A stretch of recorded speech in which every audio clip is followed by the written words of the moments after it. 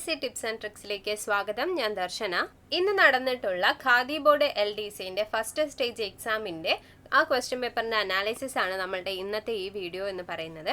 അപ്പോൾ നമുക്ക് വേഗം ക്വസ്റ്റ്യൻസും അതിന്റെ ആൻസേഴ്സും എന്താണെന്ന് നോക്കിയിട്ട് വരാം. ഒന്നാമത്തെ ക്വസ്റ്റ്യൻ, താഴെ പറയുന്നവയിൽ ഏതാണ് അടിസ്ഥാന ജീവിത സംരക്ഷണ ഘടകം? ഇത് നമുക്ക് ഓപ്ഷൻ കാണുമ്പോൾ തന്നെ അറിയാൻ പറ്റും ഇതിൽ നിന്ന് ഈ പരിസ്ഥിതിയാണ് എന്നുള്ളത്. ഇനി രണ്ടാമത്തെ ക്വസ്റ്റ്യൻ, 6 ലോകകപ്പ് കളിച്ച ആദ്യ വനിതാ ക്രിക്കറ്റ് ക്യാപ്റ്റൻ ആരാണ്? ഇതിൽ നമുക്കറിയാവുന്നതും 6 ലോകകപ്പ് കളിച്ച ആദ്യ വനിതാ ക്രിക്കറ്റ് ക്യാപ്റ്റൻ എന്ന് പറയുന്നതും മിഥാലി രാജ് ആണ്. ഇനി 2021 ജ്ഞാനപീഠ അവാർഡ് ജേതാവ് ആരാണ്? ജ്ഞാനപീഠ അവാർഡ് ജേതാവ് ഈ കൊടുത്തിരിക്കുന്നതിൽ ഓപ്ഷൻ ബി ദാമോദർ മൗസോ ആണ്. ഓക്കെ, ഇനി എവിടെയാണ് 1857 കലാപം ആരംഭിച്ചത്? ഇത് മീററ്റ് ആണ്. ഈ ക്വസ്റ്റ്യൻ തന്നെ ഈ ക്വസ്റ്റ്യൻ പേപ്പറിൽ തന്നെ റിപ്പീറ്റ് ചെയ്ത് ചോദിച്ചിട്ടുണ്ട് എന്നുള്ളതും ഇതിൻ്റെ ഒരു പ്രത്യേകതയാണ്. ഓക്കെ, ഇനി അഞ്ചാമത്തെ ക്വസ്റ്റ്യൻ, എന്നാണ് ദേശീയ ശാസ്ത്ര ദിനമായി ആചരിക്കുന്നത്? ശാസ്ത്ര ദിനമായിട്ട് ആചരിക്കുന്നത് ഫെബ്രുവരി 28 ഇനി ഏത് വർഷമാണ് അന്താരാഷ്ട്ര സമാധാനത്തിൻ്റെയും വിശ്വാസത്തിൻ്റെയും വർഷമായി തുർക്കിമെനിസ്ഥാനിൽ നടത്തിയ UN ജനറൽ അസംബ്ലി പ്രഖ്യാപിച്ചത്? അത് option C 2021 7. Indian space research ഓർഗനൈസേഷന്റെ അധികാരിയായി 2022 നിയമിക്കപ്പെട്ട വ്യക്തി ആരാണ്? അത് ഓപ്ഷൻ ഡി S സോമനാഥ് ആണ്. ഓക്കെ, ഇനി വ്യാകരണവും കവിതയും പ്രതിപാദിക്കുന്ന 14-ാം നൂറ്റാണ്ടിലെ സംസ്കൃത ഗ്രന്ഥത്തിന്റെ പേര് എന്ത്? അത് ഓപ്ഷൻ എ ലീലാതിലകം ആണ്. ഓക്കെ, ഇനി വ്യാപാര വിനിമയ തന്ത്രങ്ങൾ ഇവയിൽ ഏതു ഘടകവുമായി ബന്ധപ്പെട്ട് നിൽക്കുന്നു എന്ന് ചോദിച്ചാൽ അത് ഓപ്ഷൻ ഡി ബ്രാൻഡിംഗ് ആണ്. ഇനി ലോകത്തിലെ ഏറ്റവും വലിയ ജലവൈദ്യുത അണക്കെട്ട് ഏത് രാജ്യത്തിലാണ് എന്ന് ചോദിച്ചാൽ അത് ഓപ്ഷൻ എ ചൈന തന്നെയാണ്. ഇനി സർദാർ സരോവർ അണക്കെട്ട് ഏത് നദിയിലാണ് സ്ഥിതി ചെയ്യുന്നത്? അത് ഓപ്ഷൻ എ നർമ്മദയിൽ തന്നെയാണ്. ഇനി 12ാമത്തെ ക്വസ്റ്റ്യൻ, താഴെ പറയുന്നവയിൽ ജർമ്മനിയുടെ പങ്കാളിത്തത്തോടെ സ്ഥാപിതമായ ഇന്ത്യയിലെ ഇരുമ്പുരുക്ക് നിർമ്മാണശാല ഏതാണ് എന്ന് ചോദിച്ചാൽ അത് ഓപ്ഷൻ സി റൂർക്കേലയാണ്. ഇതെല്ലാം നമ്മൾ ഈസി ആയിട്ട് ചെയ്യാൻ പറ്റുന്ന ക്വസ്റ്റ്യൻസ് ആണ്. അടുത്തത് 13ാമത്തെ ക്വസ്റ്റ്യൻ, കോർബ കൽക്കരിപ്പാടം ഏത് സംസ്ഥാനത്താണ് സ്ഥിതി ചെയ്യുന്നത്? അത് ഛത്തീസ്ഗഡിലാണ്. ഓക്കെ, ഇനി ദേശീയ ജലപാത 2 ഏതൊക്കെ സ്ഥലങ്ങളെ തമ്മിൽ ബന്ധിപ്പിക്കുന്നു? അത് ഓപ്ഷൻ ബി സാദിയ ദുബ്രി. ഇതെല്ലാം യൂണിവേഴ്സിറ്റി LGSനും ചോദിച്ചിട്ടുള്ള ക്വസ്റ്റ്യൻസ് ആണ്. ഇനി അടുത്ത ക്വസ്റ്റ്യൻ, നാഷണൽ റിമോട്ട് സെൻസിംഗ് സെന്ററിന്റെ ആസ്ഥാനം എവിടെ? അത് ഓപ്ഷൻ എ ഹൈദരാബാദ് ആണ്. ഇനി 16ാമത്തെ ക്വസ്റ്റ്യൻ, നരോറ ആണവോർജ നിലയം സ്ഥിതി ചെയ്യുന്ന സംസ്ഥാനം ഏതാണ് എന്ന് ചോദിച്ചാൽ അത് ഉത്തർപ്രദേശ് തന്നെയാണ്. ഓക്കെ, ഇനി 17ാമത്തെ ചോദ്യം, ഇന്ത്യയുടെ അയൽ രാജ്യങ്ങളുമായി ബന്ധപ്പെട്ട് താഴെ പറയുന്ന പ്രസ്താവനകളിൽ ശരിയല്ലാത്തത് ഏത് എന്ന് ചോദിക്കുകയാണെന്നുണ്ടെങ്കിൽ അത് ഓപ്ഷൻ ഡി ആണ്. ഓക്കെ, ഖൈബർ ചുരം ഇന്ത്യയെയും ഭൂട്ടാനെയും തമ്മിൽ ബന്ധിപ്പിക്കുന്നു എന്ന് പറയുന്നതാണ് ഇവിടെ കൊടുത്തിരിക്കുന്നതിൽ തെറ്റ്. ഇനി 18ാമത്തെ ക്വസ്റ്റ്യൻ, താഴെ കൊടുത്തിരിക്കുന്നവയിൽ ഇന്ത്യയേക്കാൾ വിസ്തൃതിയുള്ള രാജ്യം ഏത്? അത് ബ്രസീലാണ്. ഓക്കെ, ഇവിടെ കൊടുത്തിരിക്കുന്നതിൽ ഇന്ത്യയെക്കാളും വിസ്തൃതിയുള്ളത് ബ്രസീലിനാണ്. ഇനി ഇന്ത്യയുടെ ഉപദ്വീപീയ പീഠഭൂമിയിലെ ഏറ്റവും ഉയരം കൂടിയ കൊടുമുടി ഏതാണ് എന്ന് ചോദിച്ചാൽ അത് ആനമുടി തന്നെയാണ്. ഓക്കെ, ഉപദ്വീപീയ പീഠഭൂമിയിലെ ഏറ്റവും ഉയരം കൂടിയ കൊടുമുടി ആനമുടിയാണ്. ഇനി താഴെ തന്നിരിക്കുന്നവയിൽ ശുദ്ധജല തടാകം അല്ലാത്തത് ഏത്? അത് സംഭാർ തടാകമാണ്. ഇത് സാമ്പാറിൽ ഉപ്പ് കൂടുതലാണ് എന്ന് പഠിച്ചാൽ മതി. ഓക്കെ, ഇനി ദേശീയ മനുഷ്യാവകാശ കമ്മീഷന്റെ ആദ്യത്തെ ചെയർമാൻ ആരാണ്? അത് ഓപ്ഷൻ ബി രംഗനാഥ മിശ്ര ആണ്. അടുത്ത ക്വസ്റ്റ്യൻ, ഇന്ത്യൻ ഭരണഘടനയിലെ മൗലിക കടമകൾ ഏത് രാജ്യത്തെ ഭരണഘടനയിൽ നിന്നും കടമെടുത്തതാണ്? അത് ഓപ്ഷൻ സി സോവിയറ്റ് യൂണിയൻ എന്നുള്ളതാണ്. മൗലിക കടമകളായതുകൊണ്ട് അത് സോവിയറ്റ് യൂണിയൻ ആണ് എന്നുള്ളത് ഓർത്ത് വെച്ചേക്കുക. ഇനി അടുത്തത്, ഇന്ത്യൻ ഭരണഘടനയുടെ ആത്മാവും ഹൃദയവും എന്ന് വിശേഷിപ്പിക്കുന്ന ആർട്ടിക്കിൾ ആണ് ആർട്ടിക്കിൾ 32 എന്നുള്ളത്. ഇനി അടുത്തത്, ഇന്ത്യയുടെ ദേശീയ മുദ്രയിൽ ഉൾപ്പെട്ടിട്ടുള്ള മൃഗങ്ങൾ ഏതെല്ലാം? അത് ഓപ്ഷൻ ഡി ആന, കാള, സിംഹം, കുതിര എന്നിവയാണ്. ഇത് നമ്മൾ ഖാദി ബോർഡ് LDCക്ക് ആയിട്ട് നമ്മൾ ചെയ്തിട്ടുണ്ടായിരുന്ന ദേശീയ ചിഹ്നങ്ങൾ എന്നിവയിൽ നിന്ന് നമ്മൾ പറഞ്ഞിട്ടുണ്ടായിരുന്നു. ഓക്കെ, ഇനി അടുത്ത ക്വസ്റ്റ്യൻ, കൂട്ടത്തിൽ ഉൾപ്പെടാത്തത് ഏത്? ഇവിടെ തന്നിട്ടുള്ളത് എല്ലാം തന്നെ മൗലിക അവകാശങ്ങളാണ്, പക്ഷെ അത് സി മാത്രം, സ്വത്തവകാശം മാത്രം എന്തല്ല? മൗലിക അവകാശം അല്ല. ഇനി ത്രിവർണ പതാകയെ ഇന്ത്യയുടെ ദേശീയ പതാകയായി ഭരണഘടനാ നിർമ്മാണ സഭ അംഗീകരിച്ചത് എന്ന്? അത് ഓപ്ഷൻ എ 1947 ജൂലൈ 22 ആണ്. ഇനി 27ാമത്തെ ക്വസ്റ്റ്യൻ, നമ്മുടെ ദേശീയ ഗാനമായ ജനഗണമന ഏത് ഭാഷയിലാണ് രചിച്ചിരിക്കുന്നത്? അത് ബംഗാളി ഭാഷയിലാണ്. Option C Bengali. ഇനി അടുത്തത്, ഇന്ത്യയുടെ ദേശീയ ഗീതമായ വന്ദേ മാതരം ബങ്കിം ചന്ദ്ര ചാറ്റർജിയുടെ ഏത് കൃതിയിൽ നിന്നും എടുത്തതാണ് എന്നുള്ളതാണ്. ഇതെല്ലാം ഈസി ക്വസ്റ്റ്യൻസ് ആണ്. അത് ഓപ്ഷൻ ബി ആനന്ദമഠം എന്നുള്ള നോവലിൽ നിന്നുമാണ്. ഇനി 29ാമത്തെ ക്വസ്റ്റ്യൻ, ഇന്ത്യൻ പൗരന്റെ മൗലിക അവകാശങ്ങളുമായി ബന്ധപ്പെട്ട് താഴെ പറയുന്ന പ്രസ്താവനകളിൽ തെറ്റ് ഏത്? അതിൽ ഓപ്ഷൻ ഡി ആണ് തെറ്റായിട്ടുള്ളത്. മൗലിക അവകാശങ്ങൾ ന്യായവാദാർഹമല്ല എന്ന് പറയുന്നതാണ് ഇതിലെ തെറ്റുള്ളത്. ഇനി അടുത്തത്, ഇന്ത്യയിൽ വിവരാവകാശ നിയമം നിലവിൽ വന്ന വർഷം ഏത്? ഇന്ത്യയിൽ വിവരാവകാശ നിയമം നിലവിൽ വന്നത് 2005 ഇനി ആലപ്പുഴ, കോട്ടയം, എറണാകുളം ജില്ലകളിലായി വ്യാപിച്ചു കിടക്കുന്ന കായൽ ഏതാണ് എന്ന് ചോദിച്ചാൽ അത് ഓപ്ഷൻ എ വേമ്പനാട്ടു കായലാണ്.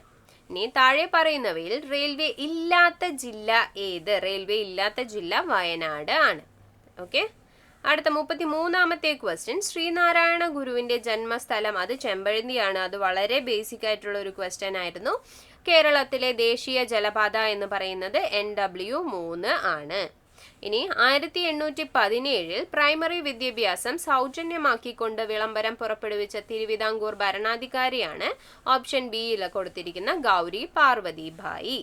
36 വൈക്കം സത്യാഗ്രഹ സമരത്തോട് അനുഭാവം പ്രകടിപ്പിച്ചുകൊണ്ട് സവർണജാഥ സംഘടിപ്പിച്ച സാമൂഹിക പരിഷ്കർത്താവ് ആര് എന്ന് ചോദിച്ചാൽ അത് ഓപ്ഷൻ സി മന്നത്തു പത്മനാഭൻ ആണ്.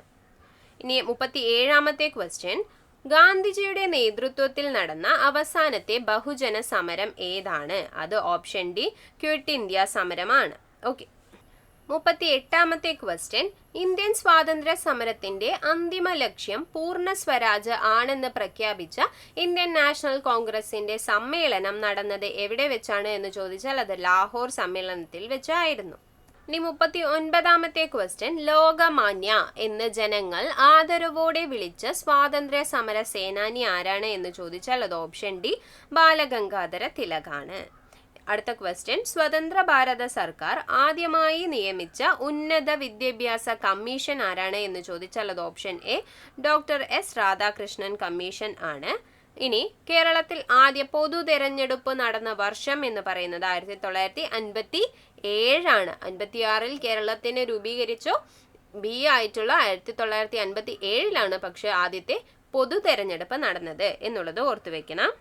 ഇനി 42 എന്ന് പറയുന്നത് ഭാഷയുടെ അടിസ്ഥാനത്തിൽ സംസ്ഥാനങ്ങളെ പുനഃസംഘടിപ്പിക്കുന്നതിനായി രൂപീകരിച്ച സംസ്ഥാന പുനഃസംഘടനാ കമ്മീഷന്റെ അധ്യക്ഷൻ ആരാണ് എന്ന് ചോദിച്ചാൽ അത് ഓപ്ഷൻ ഡി ജസ്റ്റിസ് ഫസൽ അലിയാണ്. ഇത് PSC ഒരുപാട് തവണ റിപ്പീറ്റ് ചെയ്ത് ചോദിച്ചുകൊണ്ടിരിക്കുന്ന ക്വസ്റ്റ്യൻ ആണ്. ഓക്കെ. ഇനി 43ാമത്തെ ക്വസ്റ്റ്യൻ, ഒന്നാം സ്വാതന്ത്ര്യ സമരം ആദ്യമായി ആരംഭിച്ച സ്ഥലം ഏതാണ്? അത് മീററ്റ്. ഇത് നേരത്തെ ക്വസ്റ്റ്യൻ കണ്ടിട്ടുണ്ടായിരുന്നല്ലോ. ഇനി കേരളത്തിന്റെ ദേശീയോത്സവം എന്നുള്ളതല്ല, അത് അവർ ഉദ്ദേശിച്ചിരിക്കുന്ന ആൻസർ എന്ന് പറയുന്നത് ഓണം ആണ്. ഓക്കെ. ഔദ്യോഗിക എന്ന് പറയേണ്ടതിന് പകരം ഒരു ദേശീയ ഉത്സവം എന്ന് പറയുന്നതാണ്. ഇനി അടുത്ത ക്വസ്റ്റ്യൻ, വടക്കുകിഴക്കൻ മൺസൂൺ മഴക്കാലം കേരളത്തിൽ ഏതു പേരിലാണ് അറിയപ്പെടുന്നത്? വടക്കുകിഴക്കൻ മൺസൂൺ മഴക്കാലം നമ്മുടെ കേരളത്തിൽ അറിയപ്പെടുന്നത് തുലാവർഷം എന്നാണ്. അടുത്ത ക്വസ്റ്റ്യൻ, വരിക വരിക സഹചരെ വലിയ സഹന സമരമായി ഈ സ്വാതന്ത്ര്യ സമരഗാനത്തിന്റെ രചയിതാവ് ആര് എന്നുള്ളതാണ്. അത് വെരി ബേസിക് ആയിട്ടുള്ള ക്വസ്റ്റ്യൻ അംശി നാരായണ പിള്ളയാണ്. ഇനി 47ാമത്തെ ക്വസ്റ്റ്യൻ, കേരളത്തിലെ ഏറ്റവും ചെറിയ ജില്ല എന്ന് പറയുന്നത് അത് ആലപ്പുഴ ആണ്. ഇനി തിരുവിതാംകൂറിലെ മുഖ്യ നിരത്തുകളിലൂടെ വില്ലുവണ്ടിയിൽ സഞ്ചരിച്ച് ചരിത്രം സൃഷ്ടിച്ച സാമൂഹിക പരിഷ്കർത്താവ് അത് അയ്യങ്കാളിയാണ്. വില്ലുവണ്ടി യാത്ര നടത്തിയ സാമൂഹിക പരിഷ്കർത്താവാണ് അയ്യങ്കാളി. ഇനി കേരളത്തിലെ ആദ്യത്തെ റെയിൽപാത നിർമ്മിച്ച വർഷം ഏത്? അത് 1861 ഓക്കെ. 1861 കേരളത്തിൽ ആദ്യത്തെ റെയിൽപാത നിർമ്മിച്ചത്. ഇനി കേരളത്തിൽ ഉപ്പ് സത്യാഗ്രഹം നടന്നതിന്റെ പ്രധാന വേദി ഏതാണ് എന്ന് ചോദിച്ചാൽ അത് പയ്യന്നൂരാണ്. പ്രധാന വേദി പയ്യന്നൂരാണ് എന്നുള്ളത് ബേസിക് ആയിട്ടുള്ള ഒരു ക്വസ്റ്റ്യൻ ആണ്. ഇനി രാജാറാം മോഹൻ റോയ് ബംഗാളി ഭാഷയിൽ ആരംഭിച്ച പത്രം ഓപ്ഷൻ ഡി സമ്പാദ് കൗമുദി ആണ്. ഓക്കെ. ഇനി അടുത്ത ക്വസ്റ്റ്യൻ 52ാമത്തെ ക്വസ്റ്റ്യൻ 1907 ജർമ്മനിയിലെ സ്റ്റഡ്ഗട്ടിൽ വെച്ച് നടന്ന ഇന്റർനാഷണൽ സമ്മേളനത്തിൽ ത്രിവർണ പതാക ഉയർത്തിയ ഇന്ത്യൻ വനിത ആരാണ് എന്ന് ചോദിച്ചാൽ അത് ഓപ്ഷൻ ബി മാഡം ഭിക്കാജി കാമയാണ്. ഇനി പ്രത്യക്ഷ രക്ഷാ ദൈവസഭ എന്ന സാമൂഹ്യ പരിഷ്കരണ പ്രസ്ഥാനത്തിന്റെ സ്ഥാപകൻ എന്ന് പറയുന്നത് ഓപ്ഷൻ എ കുമാരഗുരുദേവൻ തന്നെയാണ്. ഇനി ഇന്ത്യയുടെ ദാരിദ്ര്യത്തിനുള്ള കാരണം ബ്രിട്ടീഷുകാരുടെ സാമ്പത്തിക ചോർച്ചയാണെന്ന് ചോർച്ചാ സിദ്ധാന്തത്തിലൂടെ സമർത്ഥിച്ച ഇന്ത്യൻ സാമ്പത്തിക വിദഗ്ധനാണ് ദാദാഭായ് നവറോജി. ഓക്കെ, അടുത്ത ക്വസ്റ്റ്യൻ സ്വതന്ത്ര ഇന്ത്യയുടെ ആദ്യത്തെ ഗവർണർ ജനറൽ ആരാണ് എന്ന് ചോദിച്ചാൽ അത് ഓപ്ഷൻ സി മൗണ്ട് ബാറ്റൻ പ്രഭു ആണ്. ഇനി കേരളത്തിലെ ആദ്യത്തെ സർവകലാശാല ഏതാണ് എന്ന് ചോദിച്ചാൽ അത് തിരുവിതാംകൂർ സർവകലാശാല ആണ്. ഇനി കേരള ഗാന്ധി എന്നറിയപ്പെടുന്നത് കെ കേളപ്പനാണ് എന്നുള്ളത് നമ്മൾ വളരെ ചെറിയ ക്ലാസ് തൊട്ട് പഠിക്കുന്നതായിരിക്കും. ഇനി വേദാധിക നിരൂപണം അല്ലെങ്കിൽ പ്രാചീന മലയാളം എന്നീ കൃതികളുടെ രചയിതാവായ സാമൂഹിക പരിഷ്കർത്താവ് ആരാണ് എന്ന് ചോദിച്ചാൽ അത് ചട്ടമ്പി സ്വാമികളാണ്. ചട്ടമ്പി സ്വാമികളുടെ കൃതികളാണ് വേദാധികാര നിരൂപണവും പ്രാചീന മലയാളവും. ഇനി സമുദ്രനിരപ്പിൽ നിന്നും 7.5 മീറ്റർ മുതൽ 75 മീറ്റർ വരെ ഉയരമുള്ള കേരളത്തിന്റെ ഭൂപ്രകൃതി വിഭാഗം എന്ന് പറയുന്നത് ഇടനാടാണ്. ഇതൊരു SCERT ഫാക്റ്റ് ആണ്. SCERTയിൽ നിന്നുള്ള അതേ സെന്റൻസ് എടുത്തിട്ട് ചോദിച്ചിരിക്കുന്നതാണ്. ഓക്കെ, ഇനി 60ാമത്തെ ക്വസ്റ്റ്യൻ കേരളത്തിലെ ഏറ്റവും വലിയ ശുദ്ധജല തടാകം എന്ന് പറയുന്നത് ശാസ്താംകോട്ട തടാകമാണ്. ഇനി സയൻസ് വിഭാഗത്തിൽ നിന്നുള്ള ക്വസ്റ്റ്യൻ സ്കർവി ഏത് വിറ്റാമിനുമായി ബന്ധപ്പെട്ടിരിക്കുന്നു? വിറ്റാമിൻ സി, സ്കർവി സി എന്നുള്ളത് ഓർത്തു വെക്കുക. രക്തത്തിലെ ദ്രാവക ഭാഗം ഏതു പേരിൽ അറിയപ്പെടുന്നു എന്നുള്ളത് പ്ലാസ്മയാണ്. ചുവടെ കൊടുത്തിരിക്കുന്നവയിൽ നിന്നും വായുവിലൂടെ പകരുന്ന രോഗങ്ങൾ തിരഞ്ഞെടുക്കുക. വായുവിലൂടെ പകരുന്ന രോഗങ്ങൾ ഏതെല്ലാമാണ് എന്ന് ചോദിച്ചാൽ അത് ക്ഷയവും ചിക്കൻ പോക്സും ആണ്. ഓക്കെ, അപ്പൊ അതിന്റെ ആൻസർ ആയിട്ട് വരുന്നത് ഓപ്ഷൻ ബി ആണ് 1ഉം 3ഉം എന്നത്. ഇനി അടുത്ത ക്വസ്റ്റ്യൻ ആഹാര വസ്തുക്കൾ കടിച്ചു കീറാൻ സഹായിക്കുന്ന പല്ല് ഏത്? അത് കോമ്പല്ലാണ്. ഓക്കെ, ഇനി ലിംഗാധിഷ്ഠിത അല്ലെങ്കിൽ ലിംഗാധിഷ്ഠിത അക്രമ സാമൂഹിക ദുരുപയോഗത്തിന് ഇരയായവർക്കുള്ള മെഡിക്കൽ പരിചരണം എന്ന വിഷയത്തിൽ കേരള സർക്കാർ ആരംഭിച്ച പദ്ധതി ഏതാണ് എന്ന് ചോദിച്ചാൽ അത് ഓപ്ഷൻ എ ഭൂമിക ആണ്. ഓക്കെ, ലിംഗാധിഷ്ഠിത അക്രമ സാമൂഹിക ദുരുപയോഗത്തിന് ഇരയായവർക്കുള്ള മെഡിക്കൽ പരിചരണം അത് ഭൂമിക ആണ്. ഇനി കേന്ദ്ര തോട്ടവിള ഗവേഷണ കേന്ദ്രം സ്ഥിതി ചെയ്യുന്നത് എവിടെ? അത് കാസർഗോഡാണ്. ഇത് സ്ഥിരമായിട്ട് PSC ചോദിച്ചുകൊണ്ടിരിക്കുന്ന ഒരു SCERT ക്വസ്റ്റ്യൻ ആണ്. ഇനി സൈലന്റ് വാലിയെ കുറിച്ചിട്ട് നമ്മളുടെ യൂണിവേഴ്സിറ്റി LGSലെല്ലാം ചോദിച്ചതുപോലെ ഇതിലും അവർ ആവർത്തിക്കുന്നുണ്ട്. സൈലന്റ് വാലി വന്യജീവി സങ്കേതം ദേശീയോദ്യാനമായി പ്രഖ്യാപിക്കപ്പെട്ട വർഷം ഏതാണ് എന്നുള്ളതാണ്. അത് 1984 ആണ്.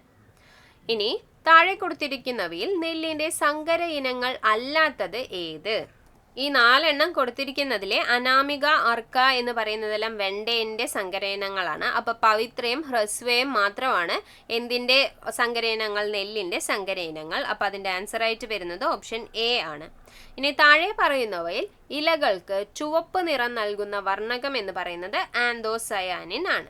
ഓക്കെ, എണ്ണ മലിനീകരണം തടയാൻ കഴിവുള്ള സൂപ്പർ ബഗുകൾ എന്ന ജനിതക മാറ്റം വരുത്തിയ ബാക്ടീരിയയെ വികസിപ്പിച്ച ഇന്ത്യൻ വംശജനായ ശാസ്ത്രജ്ഞൻ ആര് എന്നുള്ളത് അത് ആനന്ദ് മോഹൻ ചക്രവർത്തിയാണ്. ഇതെല്ലാം കുറച്ച് നമുക്ക് റാങ്ക് മേക്കിംഗ് ക്വസ്റ്റ്യൻ എന്ന് പറയാൻ പറ്റുന്ന തരത്തിലുള്ള ക്വസ്റ്റ്യൻസ് ആണ്. ഇതെല്ലാം നന്നായി പഠിക്കാത്തവർക്ക് ഈ ക്വസ്റ്റ്യൻ എല്ലാം കിട്ടിയെന്ന് വരണം എന്നില്ല. ഓക്കെ, 71ാമത്തെ ക്വസ്റ്റ്യൻ ഘനജലത്തിന്റെ രാസസൂത്രം ഏത്? ഘനജലത്തിന്റെ രാസസൂത്രം ഏത് എന്ന് ചോദിച്ചാൽ അത് D2O ആണ്. D2O എന്നുള്ളതാണ് ഘനജലത്തിന്റെ രാസസൂത്രം. ഇനി 72ാമത്തെ ക്ലോറോഫെനിക്കോൾ എന്ന ഔഷധം താഴെ കൊടുത്തിരിക്കുന്ന ഏത് വിഭാഗത്തിൽ പെടുന്നു? ക്ലോറോഫെനിക്കോൾ എന്നുള്ളത് അതൊരു ആന്റിബയോട്ടിക്സ് ആണ്. ഓക്കെ, അപ്പോൾ ഈ ക്വസ്റ്റ്യനും എന്ന് പറയുന്നത് ചെറുതായിട്ടൊന്ന് കൺഫ്യൂസ് ചെയ്യിപ്പിക്കുന്ന അല്ലെങ്കിൽ കുറച്ച് പേർക്ക് അറിയാത്ത ക്വസ്റ്റ്യൻ ആവാൻ സാധ്യതയുണ്ട്. ഓക്കെ, അപ്പോൾ ഇനി 73ാമത്തെ ക്വസ്റ്റ്യൻ താഴെ കൊടുത്തിരിക്കുന്നവയിൽ നിന്നും ഐസോടോപ്പുകളുടെ ജോഡി കണ്ടെത്തുക. ഇവിടെ കൊടുത്തിരിക്കുന്ന ഐസോടോപ്പിന്റെ ജോഡി എന്ന് പറയുന്നത് ഓപ്ഷൻ സി ആണ്. ഓക്കെ, ഇനി അപദ്രവ്യങ്ങൾക്ക് അയിരിനേക്കാൾ സാന്ദ്രത കുറവാണ് എങ്കിൽ ഉപയോഗപ്പെടുത്തുന്ന സാന്ദ്രണ മാർഗം ഏത് എന്ന് ചോദിച്ചാൽ അത് ജലപ്രവാഹത്തിൽ കഴുകിയെടുക്കൽ എന്നുള്ളതാണ്. ഓക്കെ, സാന്ദ്രത കുറവാണെങ്കിൽ അത് പൊന്തി കിടക്കും. അതുകൊണ്ട് ജലപ്രവാഹത്തിൽ കഴുകി എടുക്കലാണ് ഇതിലെ സാന്ദ്രണ മാർഗം എന്ന് പറയുന്നത്. ഇനി 75ാമത്തെ ക്വസ്റ്റ്യൻ, റെയർ എർത്ത്സ് എന്ന പേരിൽ അറിയപ്പെടുന്ന മൂലകങ്ങൾ ഏവ എന്ന് ചോദിച്ചാൽ അത് ലാന്തനോയിഡ്സ് ആണ്. ഇനി അടുത്ത ക്വസ്റ്റ്യൻ, പ്രകാശം ഒരു മാധ്യമത്തിൽ നിന്ന് വ്യത്യസ്തമായ മറ്റൊരു മാധ്യമത്തിലേക്ക് കടക്കുമ്പോൾ അതിൻ്റെ പാതയ്ക്ക് വ്യതിയാനം സംഭവിക്കുന്നു. ഈ പ്രതിഭാസത്തിന് പറയുന്ന പേരാണ് അപവർത്തനം. Option A അപവർത്തനം. ഇനി 77ാമത്തെ ക്വസ്റ്റ്യൻ, ഒരു വസ്തുവിൻ്റെ സ്വന്തം അക്ഷത്തെ അടിസ്ഥാനമാക്കിയുള്ള ചലനമാണ് ഭ്രമണം. ഓക്കെ, ഓപ്ഷൻ ബി ഭ്രമണം. ഇനി 78ാമത്തെ ക്വസ്റ്റ്യൻ, തന്മാത്രകളുടെ സ്ഥാനമാറ്റം മുഖേന താപം പ്രേക്ഷണം ചെയ്യപ്പെടുന്ന രീതിയാണ് ഓപ്ഷൻ ബി സംവഹനം. അപ്പോൾ 79ാമത്തെ ക്വസ്റ്റ്യൻ നോക്കാം. താഴെ തന്നിരിക്കുന്നവയിൽ പാരമ്പര്യ ഊർജ്ജ സ്രോതസ് ഏതാണ്? പാരമ്പര്യ ഊർജ്ജ സ്രോതസ് എന്ന് പറയുന്നത് ഓപ്ഷൻ സി മണ്ണെണ്ണ ആണ്. ഇനി 80ാമത്തെ ക്വസ്റ്റ്യൻ, ഇന്ത്യയുടെ ചൊവ്വ ദൗത്യം എന്ത് പേരിൽ അറിയപ്പെടുന്നു? അത് ഓപ്ഷൻ ഡി മംഗൾയാൻ എന്ന് അറിയപ്പെടുന്നു. അത് ഈസി ക്വസ്റ്റ്യൻ ആണ് എന്ന് വിചാരിക്കുന്നു. ഇനി അടുത്തത് 20 മാത്സ് ആണ്. അപ്പം ഞാൻ ക്വസ്റ്റ്യൻ വായിച്ചിട്ട് അതിൻ്റെ ആൻസർ മാത്രമായിട്ട് പോവാം. നമുക്കതിൻ്റെ എക്സ്പ്ലനേഷൻ പിന്നീട് ചെയ്യാം. ഓക്കെ, നമ്മൾ മാത്സ് പഠിക്കുന്ന സമയത്ത് നമുക്കിതിൻ്റെ എല്ലാത്തിൻ്റെയും എക്സ്പ്ലനേഷൻ ചെയ്യാവുന്നതാണ്. 81ാമത്തെ ക്വസ്റ്റ്യൻ്റെ ആൻസർ ആയിട്ട് വരുന്നത് ഓപ്ഷൻ ബി ആണ്. ഇനി 82ാമത്തെ ക്വസ്റ്റ്യൻ, അതായത് അങ്ങോട്ടും ഇങ്ങോട്ടും വലത്തോട്ടും ഇടത്തോട്ടും എല്ലാം തിരിയുന്നു എന്ന് പറയുന്നതിൻ്റെ ക്വസ്റ്റ്യൻ്റെ ആൻസർ ആയിട്ട് വരുന്നത് ഓപ്ഷൻ സി ആണ്, 45 മീറ്റർ. ഇനി 83ാമത്തെ ക്വസ്റ്റ്യൻ നമ്മുടെ കലണ്ടറുമായി ബന്ധപ്പെട്ടിട്ടുള്ള ക്വസ്റ്റ്യൻ ആണ്. അത് ഓപ്ഷൻ ബി ഞായറാണ് അതിൻ്റെ ആൻസർ ആയിട്ട് വരുന്നത്. 84ാമത്തെ ക്വസ്റ്റ്യൻ എന്ന് പറയുന്നത് അതിൻ്റെ ആൻസർ ആയിട്ട് വരുന്നത് ഓപ്ഷൻ ഡി ആണ്, A+B എന്നുള്ളത്. ഇനി 85ാമത്തെ ക്വസ്റ്റ്യൻ്റെ ആൻസർ ആയിട്ട് വരുന്നത് ഓപ്ഷൻ ബി 774 എന്നുള്ളതാണ്. ഇനി 86ാമത്തെ ക്വസ്റ്റ്യൻ്റെ ആൻസർ ആയിട്ട് വരുന്നത് 160 മീറ്റർ എന്നുള്ളതാണ്. അത് ചുറ്റളവുമായി എല്ലാം ബന്ധപ്പെട്ട് വരുന്ന ക്വസ്റ്റ്യൻ ആയിരുന്നു 86ാമത്തെ. ഇനി 87ാമത്തെ ക്വസ്റ്റ്യൻ ക്ലോക്കുമായി ബന്ധപ്പെട്ടതാണ്. ഇതിൻ്റെ ആൻസർ എന്ന് പറയുന്നത് ഓപ്ഷൻ എ 30 ഡിഗ്രി എന്നുള്ളതാണ്. ഇനി 88ാമത്തെ ക്വസ്റ്റ്യൻ ലാഭം നഷ്ടം എന്നുള്ളവയാണ്. ഇതിൻ്റെ ആൻസർ ആയിട്ട് വരുന്നത് 1725 എന്നുള്ളതുമാണ്. ഇനി 89ാമത്തെ ക്വസ്റ്റ്യൻ ദൂരവുമായി ബന്ധപ്പെട്ട് തന്നിരിക്കുന്നു. അതിൻ്റെ ആൻസർ ആയിട്ട് വരുന്നത് 62.5 കിലോമീറ്റർ എന്നുള്ളതാണ്. ഇനി 90 മെൻ്റലബിലിറ്റി ആണ്. അതിൻ്റെ ആൻസർ ആയിട്ട് വരുന്നത് ഓപ്ഷൻ എ ലക്നൗ എന്നുള്ളത് ആണ്.